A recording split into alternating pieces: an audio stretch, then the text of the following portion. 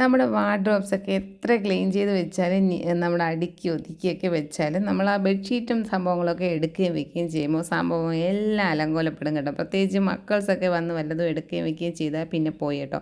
അപ്പോൾ ഞാൻ ഇതെല്ലാം കൂടെ അറേഞ്ച് ചെയ്യാൻ വേണ്ടിയിട്ട് ഓർഗനൈസർ ബാഗുകൾ വാങ്ങിച്ചിട്ടുണ്ടായിരുന്നു കേട്ടോ.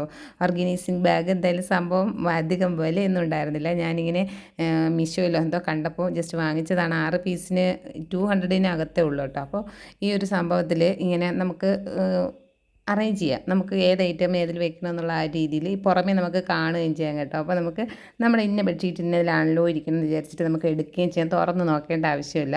നീറ്റായിട്ട് വെക്കുകയും ചെയ്യാം കേട്ടോ. അപ്പോൾ ഞാനിത് ബെഡ്ഷീറ്റുകൾ മാത്രം വെക്കാൻ വേണ്ടിയിട്ട് പിന്നെ കുറേ ടവലുകൾ അങ്ങനെ നമ്മൾ കാറിലൊക്കെ യൂസ് ചെയ്യുന്ന വലിയ ടവലുകളുടെ സീറ്റിലൊക്കെ ഇരിക്കുന്ന അപ്പോൾ അത് സംഭവങ്ങളൊക്കെ അടുക്കി വെക്കാൻ വേണ്ടിയിട്ടാണ് വാങ്ങിച്ചിട്ടുണ്ടായിരുന്നത്. എത്ര നാൾ ഇരിക്കുമെന്ന് അറിയില്ല, ഇനി പൊടിഞ്ഞു പോകുമെന്നും അറിയില്ല.